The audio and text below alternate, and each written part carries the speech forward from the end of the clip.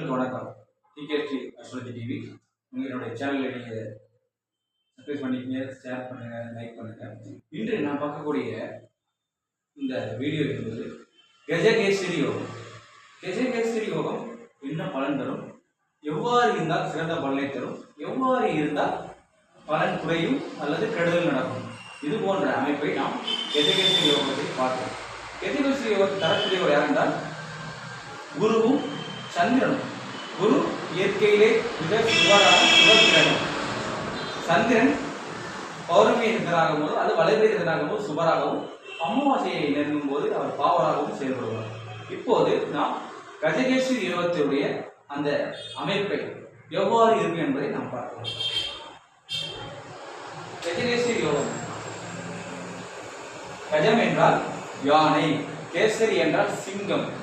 சிங்கத்துடைய பலமும் சிங்கத்துடைய வீரமும் யானையுடைய பலமும் பொருந்திய கூடிய அமைப்பை கொடுப்பதுதான் இந்த கஜகேசரி யோகம் என்கிறோம்.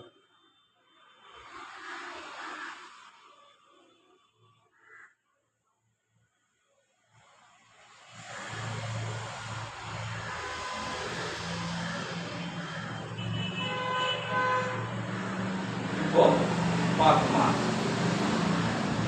குரு இங்கே சந்திரன். இது கஜகேசரி யோகம் அல்ல, இது குரு சந்திர யோகம். குரு இருக்கும் இடத்தில் இருந்து அல்லது சந்திரன் இருக்கும் இடத்தில் இருந்து குரு பகவான் கேந்திரத்திலோ அல்லது சந்திர கேந்திர குரு பகவான் இருப்பதே நாம் கஜகேசரி யோகம் என்னும். குரு இருக்கும் இடத்தில் 4 இங்கே கஜகேசரி யோகம், இங்கே கஜகேசரி யோகம், இங்கே கஜகேசரி யோகம்.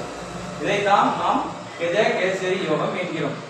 ஆனால் இந்த கஜகேசரி இருப்பது எல்லாருக்குமே இந்த பலன் நடந்ததுன்னா முதன்மையானது சந்திரனுடைய ஒளி.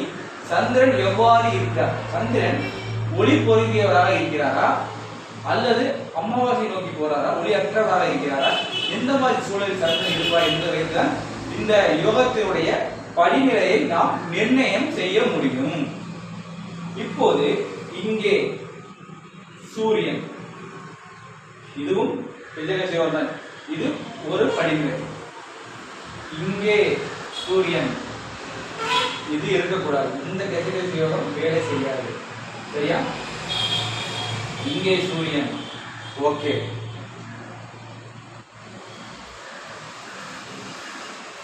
இங்கே சூரியன் கூடாது. இந்த யோகம் பலன் செய்யாது. எதிராக எதிரில் கை ஓங்க செய்யும், எதிரில் கையை ஓங்க செய்யும். இங்கே சூரியன், ஓகே, வேலை செய்யலாம். அதாவது இப்போது நாம் இந்த பார்க்கக்கூடிய அமைப்புல இங்கே சந்திரன் நாம் எடுத்துருவோம். இங்கே சந்திரனை நாம் எடுத்துருவோம். உதாரணத்துக்கு சந்திரனை எடுத்துட்டு இங்கே சூரியனை போடுவோம். இது எப்படி வேலை செய்யும்? பெர்ஃபெக்ட்டா வேலை செய்யும். 100%. இந்த யோகம் என்பது சிவராஜ யோகமாக வேலை செய்யும், பௌர்ணமி யோகமாக வேலை செய்யும், கஜகேசரி யோகமாக வேலை செய்யும். இந்த மாதிரி அமைப்புள்ளவன் தான் ஜெயிப்பான், எதிரியை பிடிப்பான், நாட்டையும் பிடிப்பான். இது போல அமைப்பு இருக்கணும். இதுதான் முதன்மையான கஜகேசரி யோகம். அது இப்படி மாற்றி போடலாம். மாற்றி போட என்பது இங்கே சந்திரனை போட்டு இங்கே சந்திரன், இங்கே சந்திரன், இங்கே சூரியன். இதுவும் ஒரு அற்புதமான அமைப்பு. அப்படியே நம்ம சந்திர சூரியன் மாற்றணும். சந்திர சூரியன் மாற்றும் போதுதான் இங்கே ஒளித்தன்மையோட இருக்கலாம். இப்ப முதன்மையும் பார்த்தோம்னா இது, முதன்மையும் பார்த்தோம்னா இந்த பௌர்ணமி இருக்கக்கூடிய இந்த கஜகேசரி யோகம், இந்த சிவராஜ யோகம், இந்த குருச்சந்திர யோகம். ஏதோ இது முதல் படிநிலை, இது இரண்டாவது படிநிலை. இது முதல் படிநிலை, இது இரண்டாவது படிநிலை. இது கூடாது, இந்த யோகம் கூடாது. அது இது 4வது படிநிலை. இப்ப இது கூடாது. ஒளி தத்துவ ரீதியாக எப்போது நாம் சந்திரனை புரிந்து கொள்கிறோமோ அப்போது நமக்கு ஜோதிடம் புலப்படும். சந்திரன் மட்டும் அல்ல, எல்லா கிரகங்களையுமே நாம் ஒளி தத்துவ ரீதியாக புரிந்து கொள்வோம். ஏன் நான் சுபக்கிரகங்களாகிய சந்திர பகவான் சுபகிரகங்களாகிய சந்திரன் சந்திரன் அமாவாசையை நெருங்கும் போது பாவனாகவும் வளர்பிறையில் அவர் சுபராகவும் இருப்பார். இயற்கை சுபர் என்று சொல்லக்கூடிய குரு, சுக்கிரன், புதன் இவர்களையே நாம் சுபக்கிரகன். இவர்களை அனைவருமே ஒளி பொருந்தியவர்கள்.